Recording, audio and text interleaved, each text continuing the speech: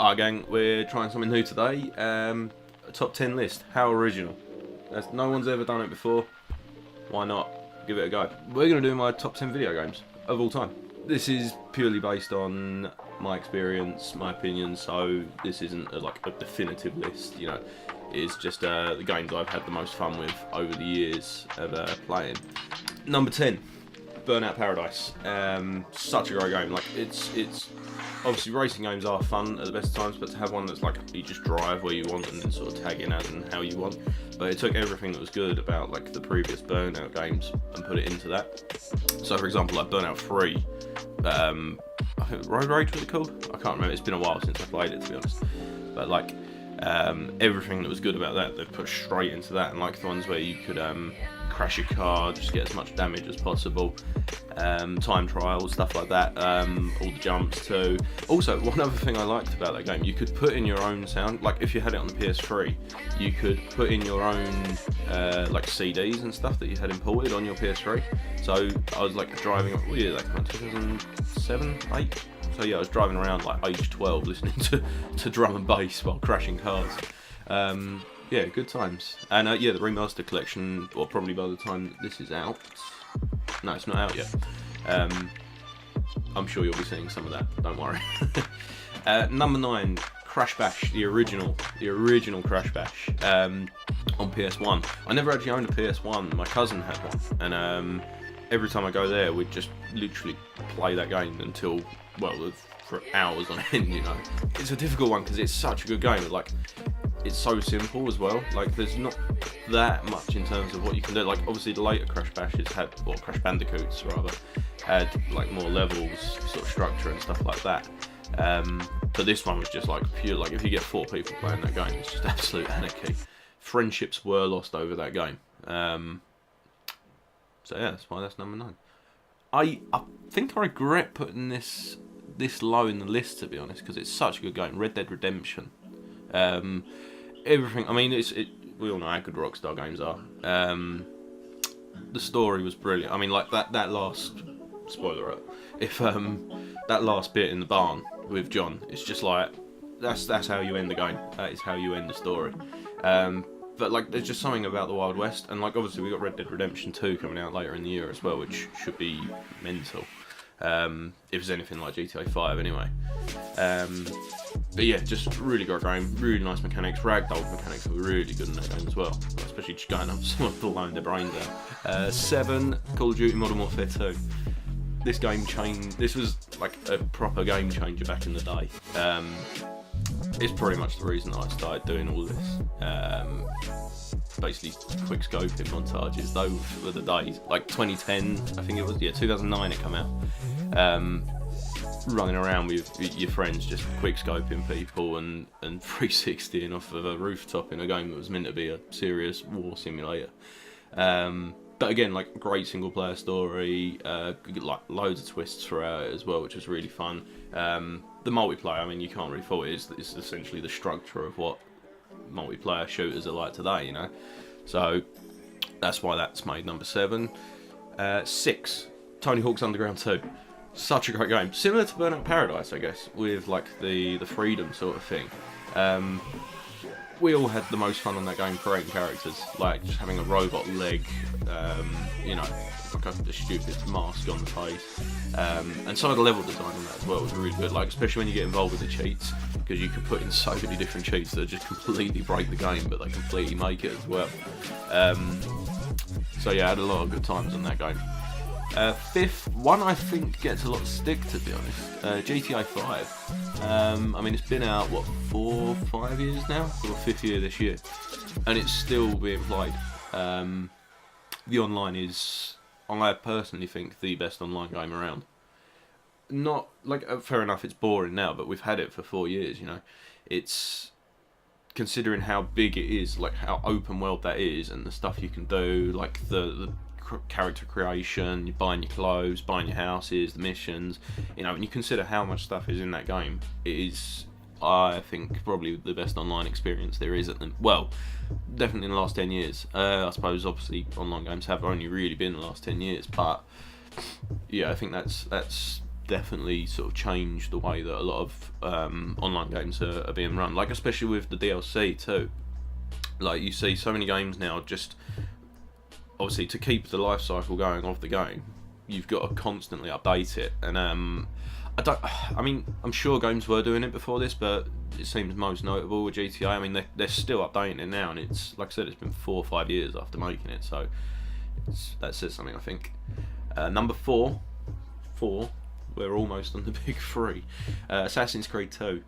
Again, there's nothing wrong with this game I can find personally. I mean, it was a bit glitchy, fair enough, but it was a PS3 game, you know, back in 2009, I think that came out.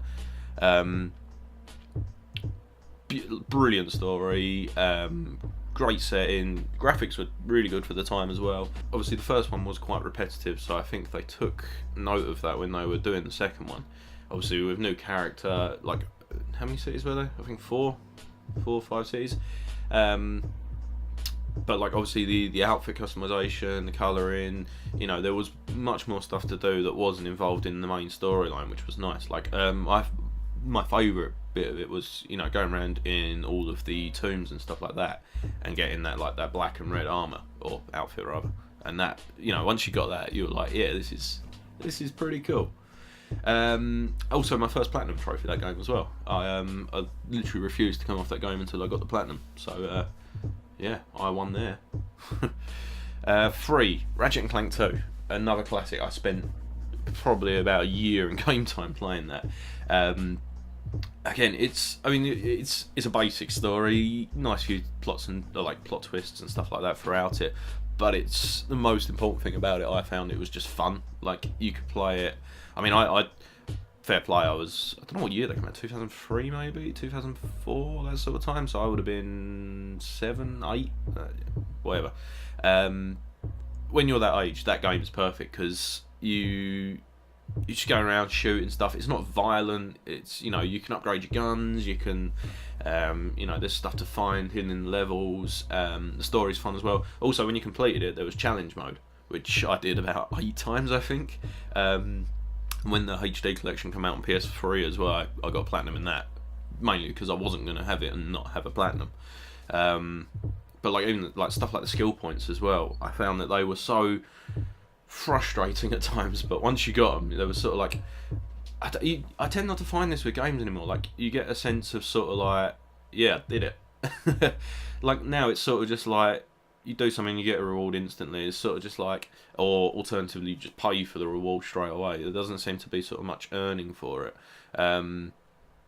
So yeah, that's number 3. Number 2, I feel bad for not putting this number 1. Fallout 3. As RPGs go, it's personally my favourite. I just think the setting's brilliant. The music that's something else completely, but the story was great, even from the start. Like when you first come out of Vault 101 and like you see obviously the world like Megaton. If you've not played it, incredible game, just play it. I think it still holds up today. I mean, I prefer it to 4. 4 was good, but I think in terms of the gameplay, and again fun, I think 3 is a much better game than 4. 4 obviously added a lot with like the settlements and stuff like that, which was quite fun, but I didn't get into 4 anywhere near as much, regrettably. Number 1, numero uno, the head honcho, that's an expression surely, Star Wars Battlefront 2, not the EA one. All microtransactions. Again, I'm a big Star Wars fan anyway, but like to have something where you could, like, bear in mind this wasn't even online, this was before like the PlayStation Network was properly a thing. Considering it was a single player game, that game was so much fun. Like, obviously you had the story mode where you're the stormtroopers, you know, going from the Clone Wars all the way to the Galactic Civil War, which was great fun. Not only that though, you've got like the Galactic Conquest mode, which was great fun, and then Instant Action, which is where my childhood essentially was the whole time.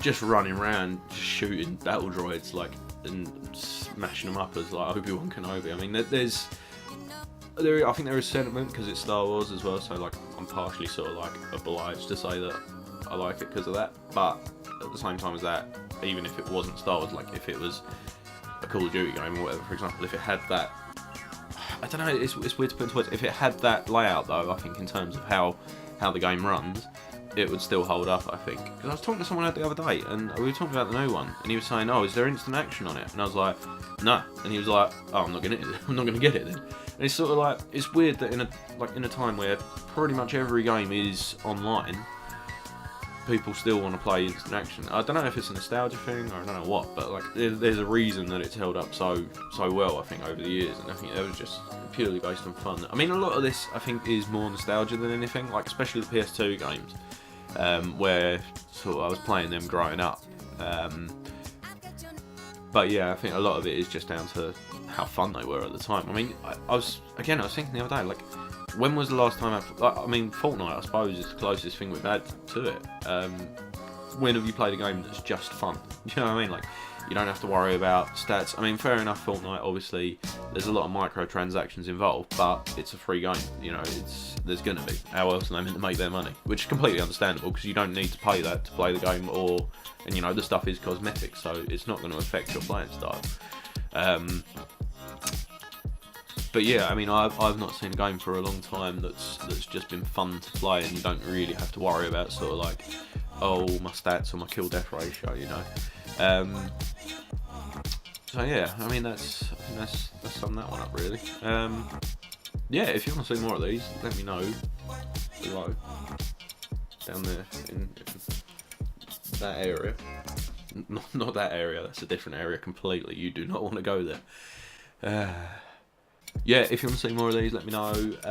Hopefully more of this sort of stuff as well. I've got quite a few lists I want to go through. Not that I want to do like a top 10 like list sort of thing, because it's been overdone to hell now. Like, if I do them, it'll be sort of my opinions. It won't really be like anything like the most definitive top 10 films ever, and if you say otherwise, there will be punishment. Like, these are just my top 10 video games from my childhood, like the first 21 years of my life, you know. So, yeah, I mean, it just, yeah, let me know what you want to see, and we'll get working on it. Ciao, ciao.